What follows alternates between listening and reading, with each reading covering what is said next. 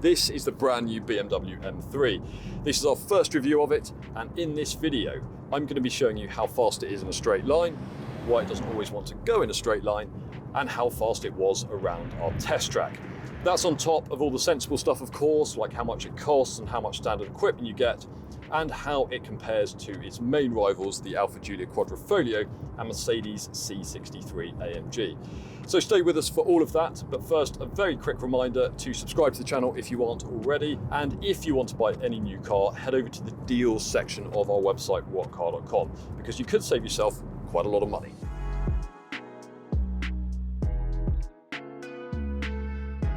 Now the looks, let's start with those, because although the M3 is based on the 3 Series, it does look quite different, doesn't it? And I'm not just talking about the colour and all the bits stuck on the outside here, we'll talk about that stuff more in a minute. I'm talking about the actual face of the car. So the new M3 uses the same nose and this big kidney grille here that's proved pretty controversial, let us know what you think in the comment section below, as the 4 Series Coupe that was launched last year. There is an M version of the 4 Series as well, it's called the M4. And although it has 2 fewer doors than this car, it actually costs £1,300 more. We're not entirely sure why, because both cars are fundamentally the same underneath. We've driven the M4 quite a lot over the last few days as well, not only here, but on the road as well. And certainly everything we're going to tell you about the way this car drives also applies to the M4, assuming both cars are spec'd the same, of course.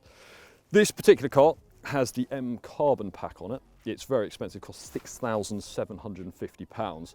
And it gets you lots of carbon fibre bits on the outside, including a rear diffuser, rear spoiler, and these mirror housings. You also get carbon fibre bucket seats on the inside as well. We'll talk about those more later on. If you think £6,750 is quite a lot of money, but you like the carbon fibre stuff on the outside, then don't worry, because you can have it on its own for a mere £4,100.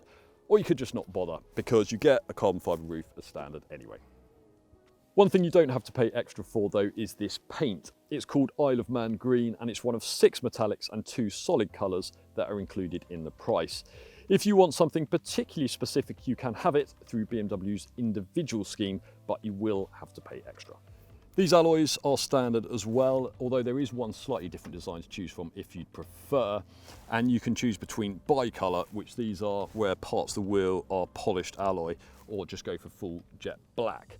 Either way, the wheels are 19 inches at the front and 20 inches here at the back, and you get Michelin Pilot Sport 4S tyres.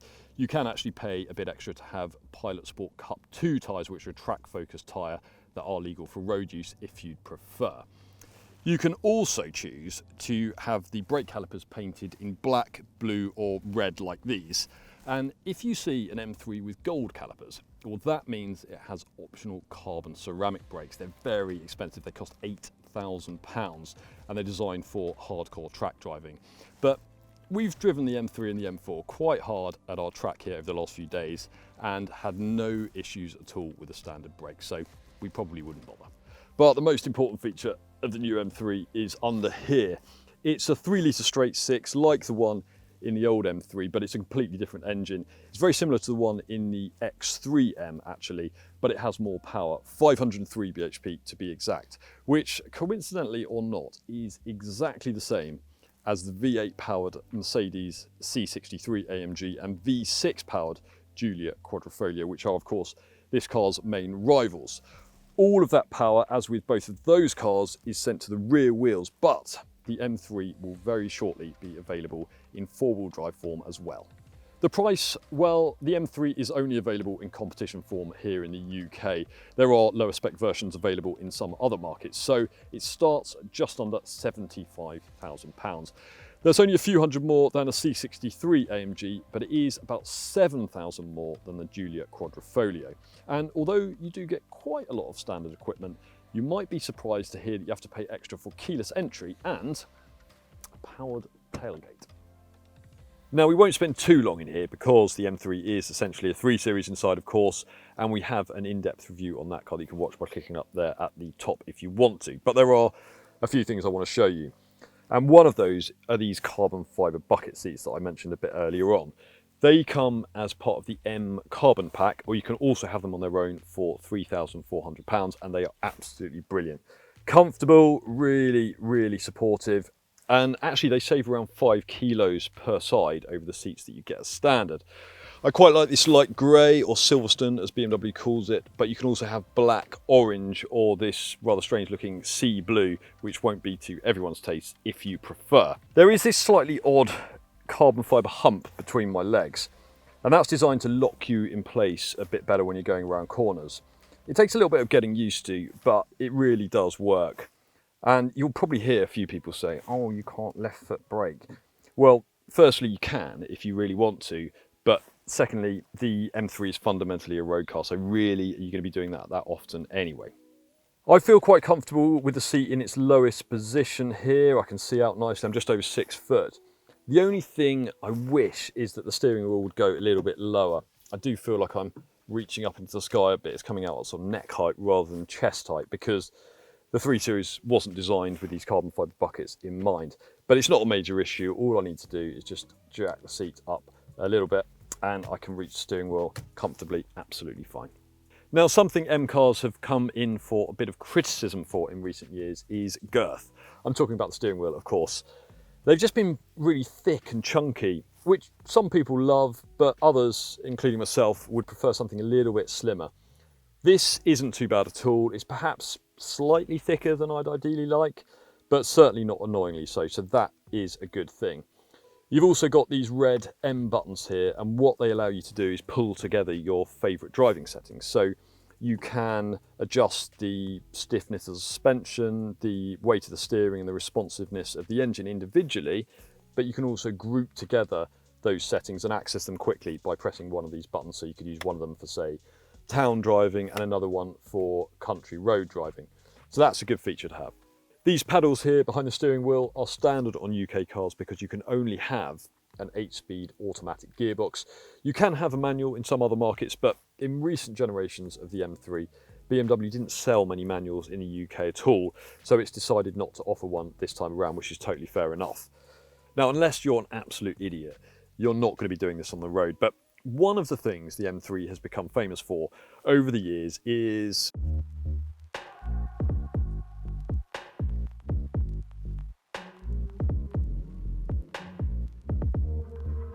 and BMW has absolutely played up to that with this latest generation car. There's even a function that can record the length and time of your drifts. You actually get a little score up there as well. It's a gimmick, let's be honest, but if you ever do find yourself at a track like this, then it's a bit of fun. And what's wrong with that?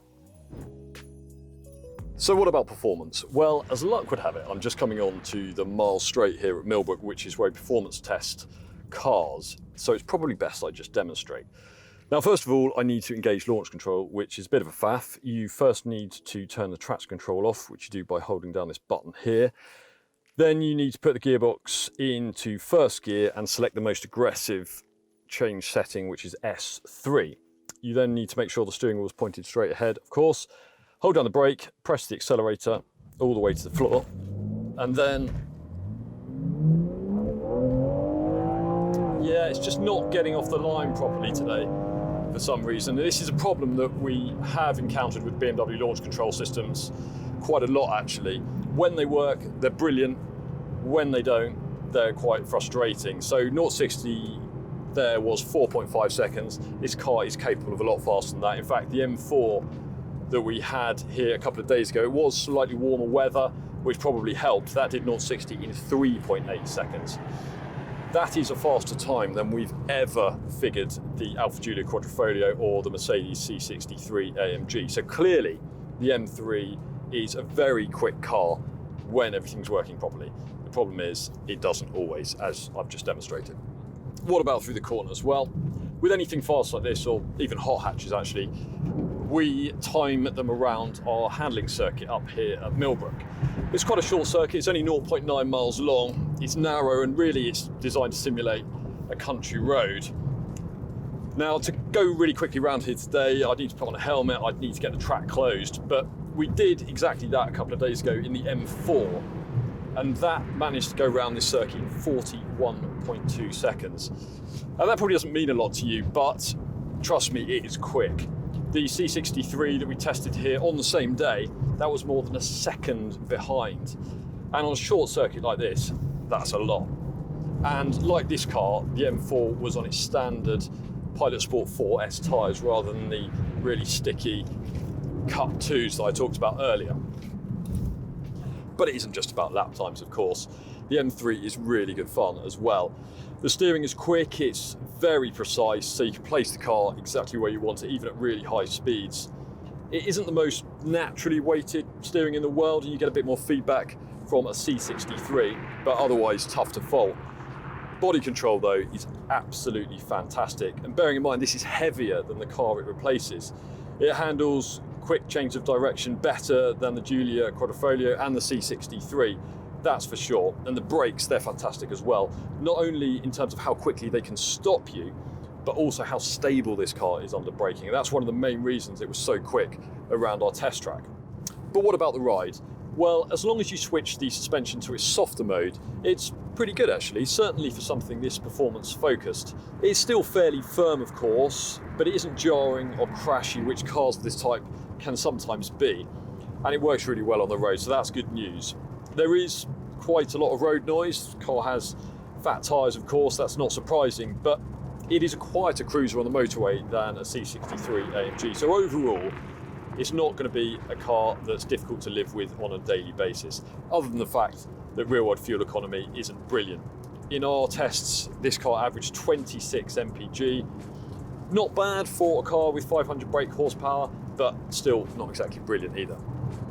The only slightly disappointing thing perhaps is the sound of the engine. It's certainly loud, it's bassy, and it leaves you in no doubt that lots of power is being produced, but it isn't the sort of noise that will have you just accelerating to hear the engine alone like you would do in a V8 powered C63. But is the M3 a better all-round performance saloon than the C63 and the Giulia Quadrifoglio? Technically it is, without question.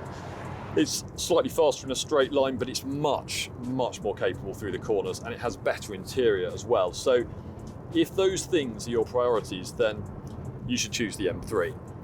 But if you prefer something slightly less serious with lower limits, but a little bit more playful handling for the road at least, then we can absolutely see why you choose the C63 still, especially given that it has that fantastic V8 engine.